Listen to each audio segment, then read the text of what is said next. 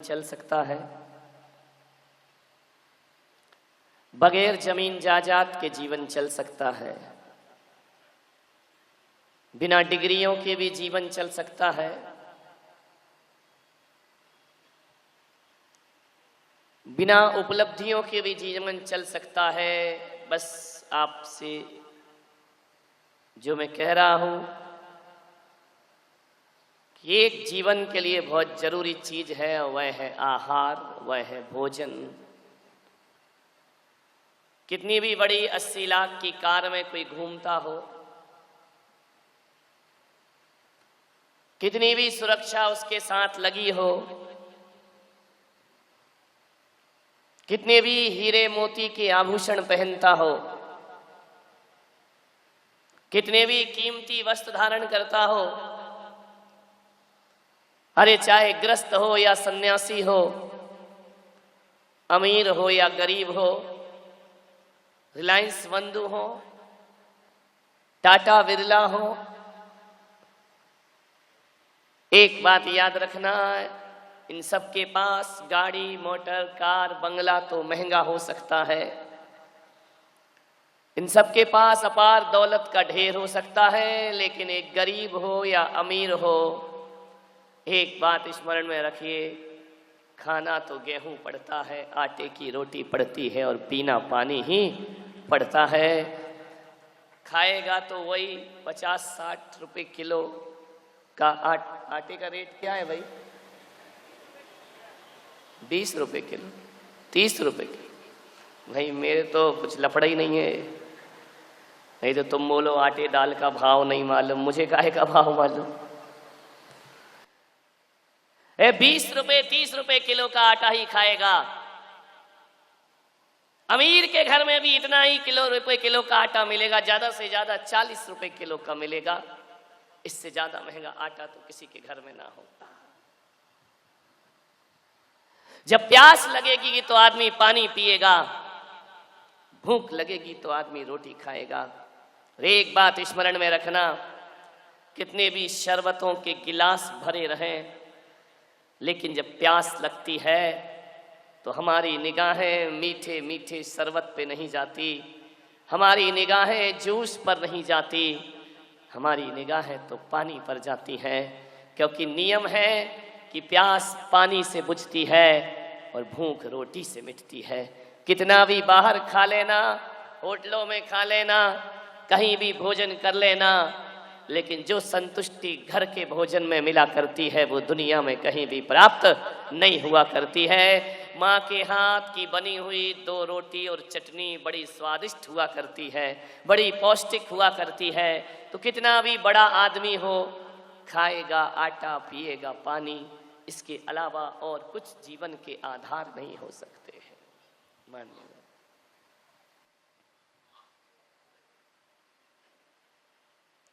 आहार कैसा होना चाहिए?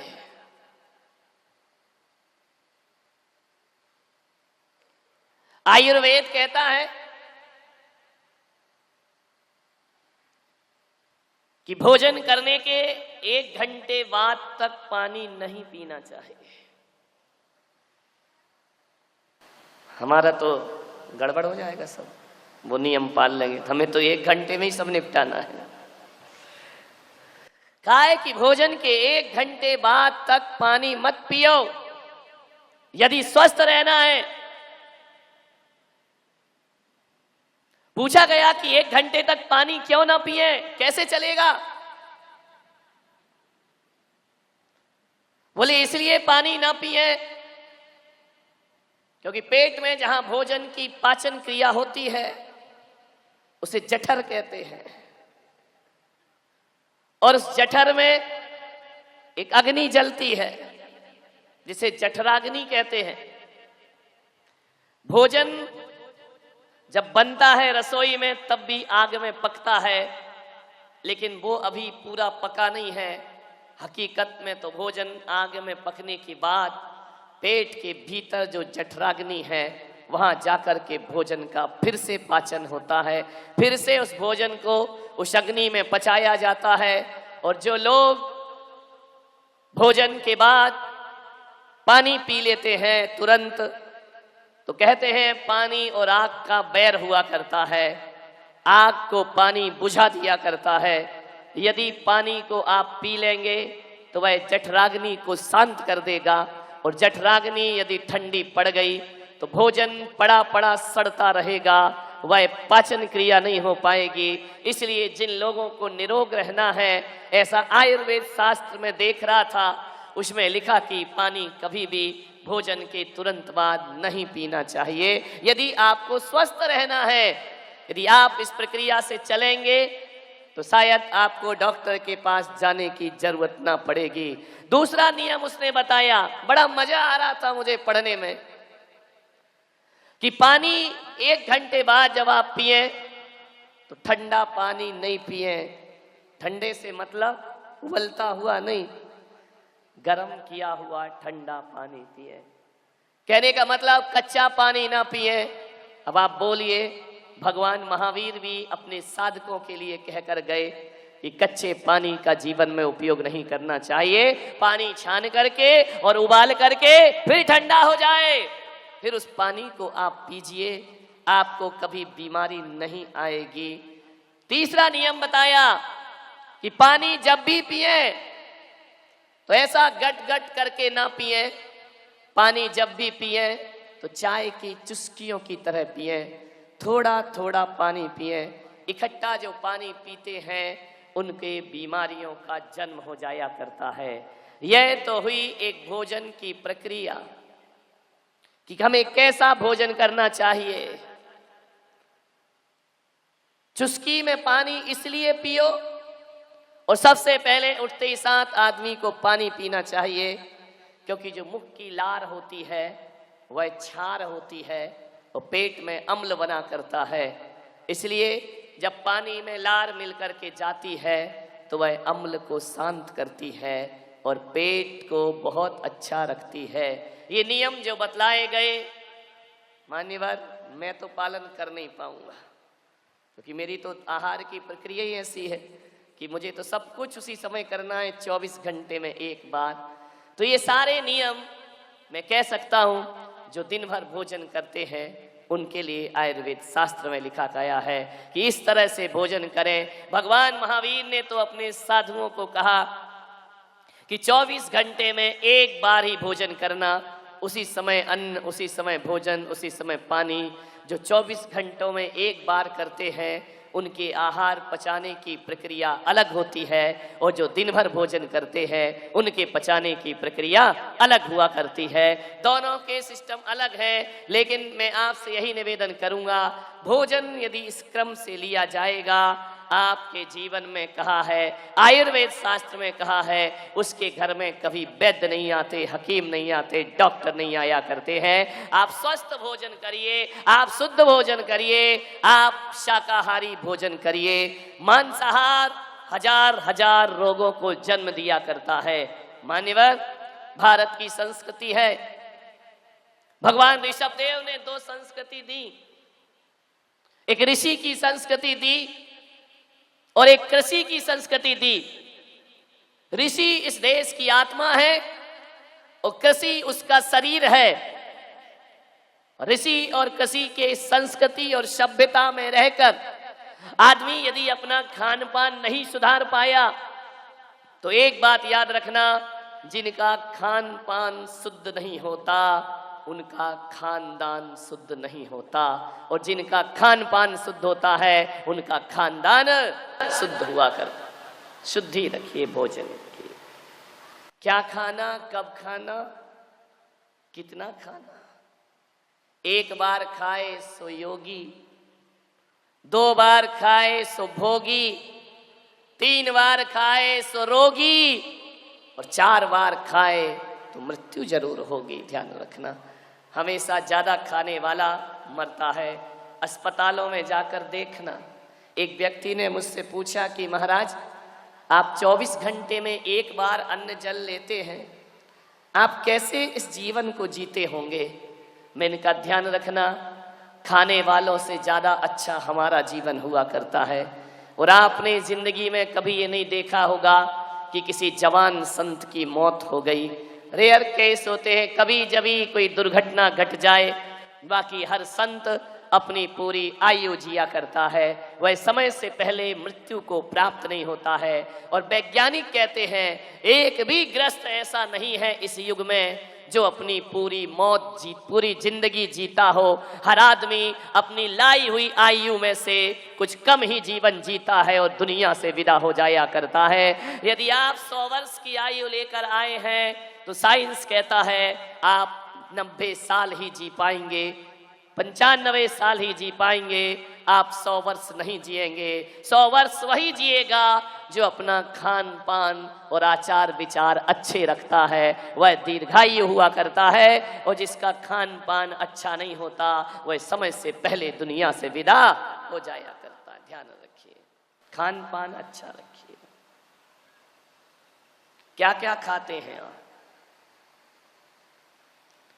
इस मुंह को नगर निगम का कचड़े घर का डिब्बा मत बनाओ कि जो आया वो मुंह में डाल लिया, जो आया वो मुंह में डाल लिया। अरे मेरे भाई, इस अहिंसक देश में हिंसा का वातावरण बन रहा है। बड़ी तेजी से मांसाहार हमारी छाती पर बैठ रहा है, शौक बन गया मांसाहार, आधुनिकता समझी जाने लगी और महाजन कौम के बच्चे भी अब मांसाहार की ओर आगे बढ़ने लगे हैं। इससे बड़ा संस्कृति का ह्रास दुनिया में कोई दूसरा नहीं हो सकता है।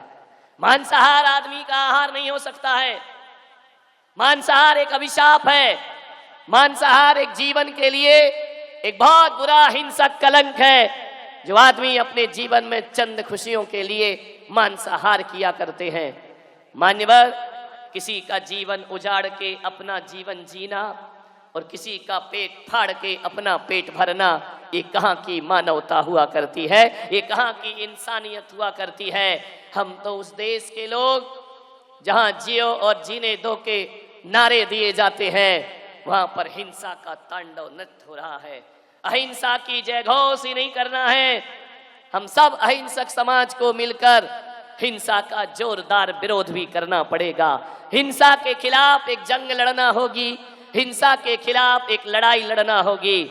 मैं तो ये कहता हूं, लाखों करोड़ों रुपए दान देकर जो मंदिर बनाते हैं, मैं कहता हूं अपनी 150 साल की जिंदगी में यदि एक मांसाहारी को तुमने शाकाहारी बना दिया, हजार हजार मंदिर बनाने का पुण्य आपको प्राप्त हो जाएगा। कितने जीवों को जीवन दान मिलेगा। कल एक बंधु मेरे पास आए, क्या नाम था, अभी यहीं पर बैठे हुए हैं, वो सज्जन बैठे हैं, क्या नाम, सुरेश पहलवान, क्या नाम, पहलवान। और वो पहलवान सब कुछ खाता था, लेकिन ना जाने क्या हुआ, टीवी से प्रवचन सुन सुन करके उस पहलवान ने कहा कि आपकी वाणी को सुनने में रोज आता हूं और अपनी जिंदगी से मैंने हमेशा हमेशा के लिए मांसाहार का त्याग कर दिया है। ध्यान रखिए, मैंने कहा पहलवान, अब तुमने हकीकत में पहलवानी का काम किया है। मांसाहार, लोगों ने कहा होगा पहलवान हो ताकत कहां से मिलेगी। लोगों के मन में यह भ्रम भरा है कि मांसाहार से ताकत मिलती है। लोगों के दिमाग में भ्रांति है कि मांस खाने से शक्ति मिलेगी। कहां से शक्ति मिलेगी? मैं आपके सामने अपने विचार रख रहा हूं। यदि मांस में ताकत होती, प्रकृति ने कुछ प्राणी मांसाहारी बनाए हैं, कुछ शाकाहारी बनाए हैं, लेकिन मनुष्य को संपूर्ण रूप से शाकाहारी बनाया है। ये मनुष्य में भेद नहीं किया, ये जानवरों में भेद किया है। मांसाहारी और शाकाहारी जानवर होते हैं, मनुष्य तो केवल शाकाहारी हुआ करता है। मांसाहार उसकी प्रकृति नहीं होती है। एक आदमी से मैंने पूछा, मांस क्यों खाते हो? अरे बोले ताकत मिलती है। मैंने कहा मांस से ताकत मिलती है? अरे ताकत के लिए मांस तो भगवान ने तेरे शरीर में दे ही रखा है, अब किसी और का शरीर का मांस अपने शरीर के भीतर क्यों लाता है? ये विकृति है। तुम्हें जितने मांस की जरूरत है उतना भगवान ने तुम्हारे शरीर में भर रखा है। तुम्हें जितने ताकत की जरूरत है उतनी ताकत ईश्वर ने तुम्हारे अंदर पैदा करके रखी है। ईश्वर के उस खेल के साथ खिलवाड़ करने का प्रयास मत करिए। ताकत शाकाहार में है, ना कि मांसाहार में। शेर शाकाहारी होता है या मांसाहारी? बोलिए। शेर की पूछ रहा हूं, तुम सवा शेरों की नहीं पूछ रहा हूं। शाकाहारी होता है या मांसाहारी? मांसाहारी। बैल शाकाहारी होता है या मांसाहारी? शाकाहारी। एक बात बताओ मेरे भाई, एक बैल अपने जीवन में लाखों खेत जोत देता है और एक शेर अपने जीवन में कितने खेत की जुताई करता है? मैं आपसे पूछ रहा हूं, आज तक किसी भी शेर ने एक खेत नहीं जोता होगा। और बैल जो मांस नहीं खाता, शाकाहार करता है, पूरे दिन हल लेकर के पूरे खेत को जोतने की ताकत रखा करता है। बोलिए, बैल में ताकत है या शेर में? बैल की पीठ पर बोझ रखो, बैलगाड़ी खींच करके ले जा सकता है। कभी किसी शेर गाड़ी देखी आपने अपनी जिंदगी में कि दो शेर जुटे हुए हों और आदमी माल लेकर के चल रहा हो? हरे शेर के ऊपर 1000 किलो ही कुछ वजन, क्या 100 किलो भी रख दो तो बैठ जाएगा। और 1000 किलो वजन हमारा बैल खींचते हुए ले जाता है, क्योंकि वो शाकाहार करता है। और शेर, जितने भी मांसाहारी पशु हैं, किसी काम के नहीं हैं। कुत्ता मांसाहारी है, बोझा ढोएगा, खेत जोतेगा, सामान ढोएगा। बिल्ली मांसाहारी है, ले जाना किसी दिन बाजार में, सब्जी की डोलची रख देना उसकी पीठ पर, चारों पैर फैल जाएंगे, जीभ बाहर आ जाएगी। ध्यान रखिए, सोचना है। और घोड़ा शाकाहारी है या मांसाहारी है? बोलिए। शाकाहारी है वह घोड़ा। कहा जाता है जब ताकत की जरूरत होती है तो कोई भी नहीं कहता शेर जैसी ताकत, हर व्यक्ति कहता है हॉर्स पावर होना चाहिए, घोड़े जैसी ताकत होना चाहिए। शाकाहारियों की ताकत क्यों मांगी जाती है? मांसाहारी पशुओं से ताकत की बातें क्यों नहीं की जाती हैं? एक शेर की ताकत देखो और एक शाकाहारी हाथी की ताकत देखना। हाथी शाकाहारी होता है। लोग कहते हैं कि मांसाहार से तंदुरुस्ती मिलती है। हाथी से बड़ा पहलवान कौन सा शेर बनकर पैदा हो गया मेरे भाई? अरे शेर जैसे लोग भी, शेर जैसे जानवर भी जब हाथी पर अटैक करते हैं तो सामने से नहीं करते, पीछे से किया करते हैं। इसका मतलब मांसाहार कायरता सौंपा करता है और शाकाहार वीरता सौंपा करता है। हाथी सामने जाए तो शेर घबरा जाया करता है। ध्यान रखिए, ये ताकत है शाकाहार की। मुझे समझ नहीं आता कि मांसाहारी लोग शाकाहारी पशु का ही मांस खाते हैं, मांसाहारी का कोई नहीं खाता है। विचार करना, हर मांसाहारी शाकाहारी पशु को मारकर खाएगा। बकरी खाएगा, भेड़ खाएगा, गाय का मांस खाते हैं लोग, भैंस का मांस खाते हैं लोग। अब आप बताइए, जिन जिन का मांसाहारी मांस खाते हैं वो सारे पशु शाकाहारी हुआ करते हैं, क्योंकि शाकाहार में ही ताकत है, शाकाहार में ही जीवन है। आज तक किसी ने शेर का मांस नहीं खाया होगा। है कोई मांसाहारी दुनिया में जो शेर का मांस भक्षण करता हो? हर कोई शाकाहारी पशुओं का मांस भक्षण करते हैं। मान्यवर, कोई ताकत नहीं है मांसाहार में। ये तो जानवर के उदाहरण थे।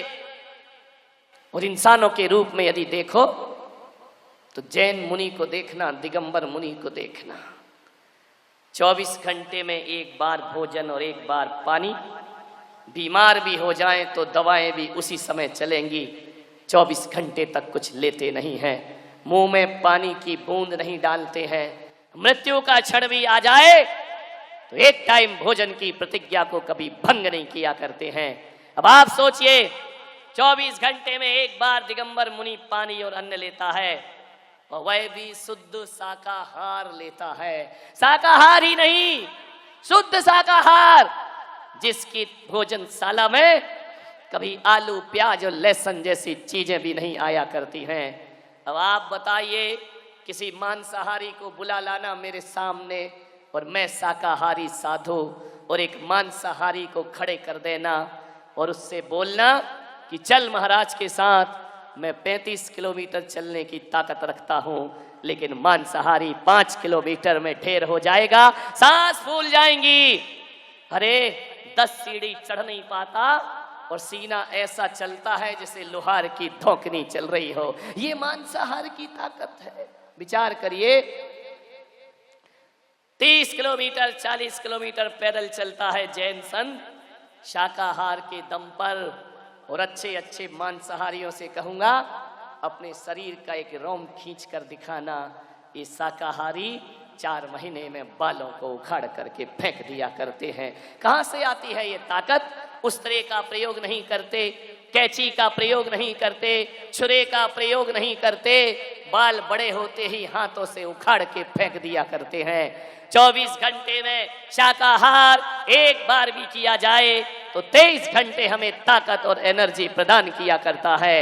एक बात सोचें, किस में ताकत ज्यादा है? शाकाहार में ताकत है। मान्यवर, खान पान पर ध्यान दो।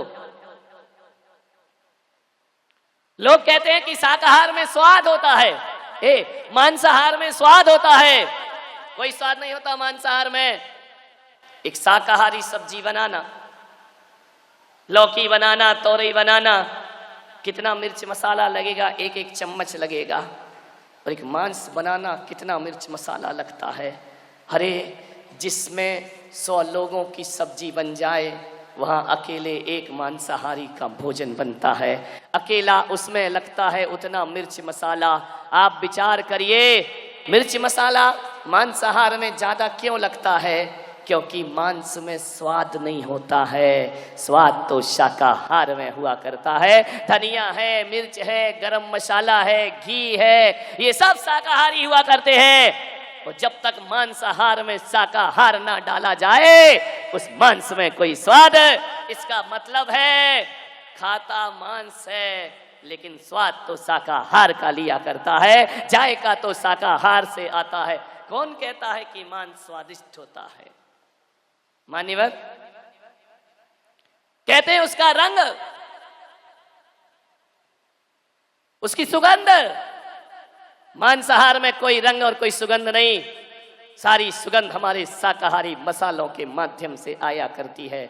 अब आप बताइए मेरे भाई, जब आप बीमार हो जाते हैं तो डॉक्टर हल्का भोजन करने को बोलता है या मांसाहार करने को बोलता है? बोलिए, बड़े से बड़े मांसाहारी को भी डॉक्टर कहता है तेरा पाचन तंत्र बिगड़ चुका है, खिचड़ी खाना और दलिया खाना, हल्की सी खिचड़ी लेना, वरना तेरी बीमारी जाएगी नहीं। विचार करिए, यदि मांसाहार से स्वास्थ्य मिलता तो डॉक्टर मांसाहार क्यों नहीं लिखता है? क्यों वह शाकाहार में भी हल्का भोजन कहता है? इसका मतलब मांस को पचाने में शरीर में आंतों में ताकत ज्यादा चाहिए और दलिया पचाने में ताकत नहीं होती, तो भी आंतें उसे पचा दिया करती। विचार करिए आप, ऐसी कौन सी बात है जिससे आदमी जीवन में मांसाहार किया करता है? कौन सा लाभ है? आज जितनी बीमारियां पशुओं को होती हैं, मांस के साथ साथ उनकी बीमारियां भी तुम्हारे पेट में जाती हैं। और एक बात याद रखना, आज अस्पताल में जाकर देख लेना, अस्पताल कोई ज्यादा दूर नहीं, सामने ही बनी हुई हो, एक पेन और कागज लेकर जाना, तो देखना शाकाहारी मरीज ज्यादा है या मांसाहारी मरीज ज्यादा है। आप जाकर के देखना, यदि 10% शाकाहारी बीमार पड़े हैं तो 90% मांसाहारी लोग अस्पतालों में पड़े हुए हैं। ध्यान रखना, ना मांसाहार स्वास्थ्य देता है, न मांसाहार स्वाद देता है, न मांसाहार सुगंध देता है, न मांसाहार ताकत देता है। और एक बात याद रखना, जितने में 1 किलो मांस आता है उतने में हमारे यहाँ 4 किलो सब्जियां आ जाया करती हैं, हरी सब्जियां। मेरे भाई, कितने लोग हरी सब्जी में बैठ करके एक साथ मिल बैठ कर खा सकते हैं। महंगा पड़ता है ये मांसाहार, सस्ता होता है शाकाहार, स्वास्थ्यवर्धक होता है शाकाहार, फिर क्यों आदमी खाता है इन्हें? किसी के प्राणों की हत्या करके अपना जीवन जीना यह मानवीयता नहीं हुआ करती है। मेरे एक चुनौती देता हूं मैं मांसाहारियों को। मांसाहार के बिना जीवन जिया जा सकता है, लेकिन शाकाहार के बिना जीवन नहीं जी सकता कोई इंसान। तुम लाख हठधर्मिता दिखाओ, तुम लाख जिद करो, लाख तर्क दो, एक बात याद रखना, मांसाहार का विकल्प शाकाहार हो सकता है, पर शाकाहार का विकल्प मांसाहार कभी नहीं हो सकता है।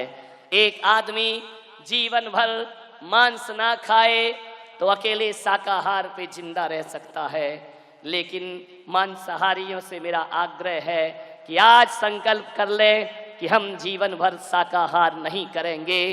क्या अकेले मांस पे आप जिंदा रह सकते हैं?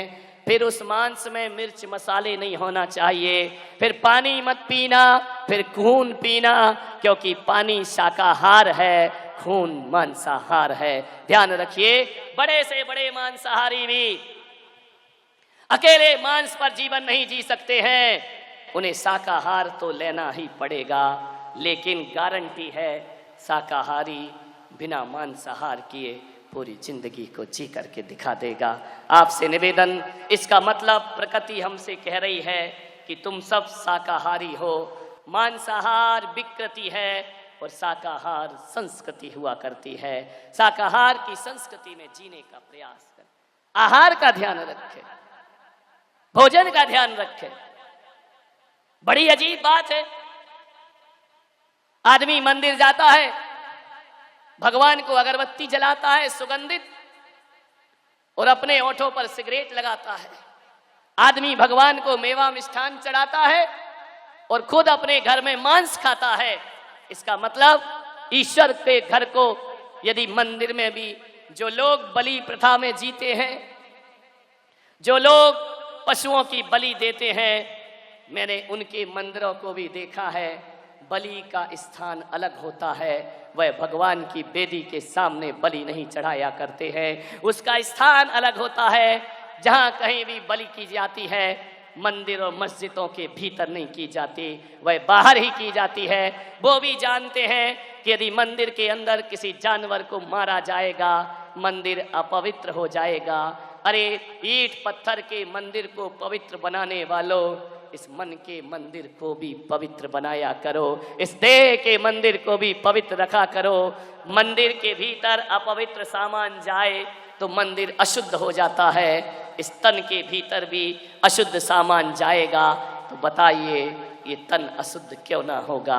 और जिसका तन अशुद्ध होता है उसका मन अशुद्ध होता है, और जिसका मन अशुद्ध होता है उसके विचार अशुद्ध हुआ करते। आज घरों में झगड़े क्यों हैं? थोड़ी थोड़ी बात पे लड़ाई क्यों हो जाती है? विवाद क्यों हो जाते हैं?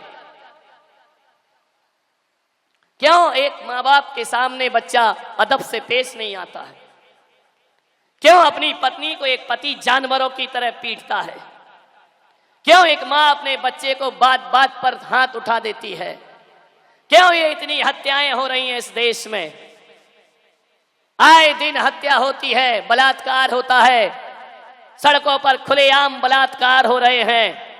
ये इंसान की प्रवृत्ति है? ये तो जानवर की प्रवृत्ति है। ध्यान रखिए, इसका मतलब है कि पशु का मांस खा खा कर आदमी अब आदमी नहीं रह गया, वह भी पशुओं जैसा जीवन जीने लगा। वह कहीं भी अपनी काम की पूर्ति कर लेता है, पशुओं की तरह आवेश में आ जाता है, और पशुओं की तरह वह आपस में लड़ता है, मरता है, झगड़ता है। जैसे पशु अपने रिश्ते नाते नहीं समझते। ध्यान रखना, पशु जन्म तो लेते हैं माँ बाप से, लेकिन वो जानते नहीं हैं कि माँ बाप के रिश्ते कैसे हुआ करते हैं। आज बलात्कार हो रहे हैं। कल अखबार में मैंने पढ़ा, एक पिता और एक भाई ने अपनी घर की सगी बेटी से बलात्कार करते हैं। विचार करिए, आपके ग्वालियर की घटना है, पिता भी और भाई भी। ये कैसी प्रवृत्ति है? ये कैसा जीवन आ गया है? घोर अंधकार, वह बच्ची बरसों से सहन कर रही है। करते करते वह एक दिन थाने तक पहुंच गई और केस बनवा दिया उसने। ये कैसी हैवानियत है? एक बाप बेटी से बलात्कार करता है, एक भाई बहन से बलात्कार करता है। मैंने पूछा कि पता करो जरा, ये शाकाहारी लोग हैं या मांसाहारी? पता चला कि शराब पीते हैं और मांस खाते हैं। अरे जो मांस खाएगा वो इंसान नहीं, वो पशु के स्तर से भी नीचे गिर जाएगा। ध्यान, जैसे जानवरों के रिश्ते नाते नहीं होते, वैसे ही मांसाहारी अपने रिश्तों की हत्या अपने हाथों से कर दिया करता है, पवित्रताएं नष्ट हो जाया करती हैं। मान्यवर, ये जो तामसिक भोजन हमारे जीवन को तामसिक बना रहा है, बात बात पर आवेश आता है, क्रोध में चला जाता है आदमी। भोजन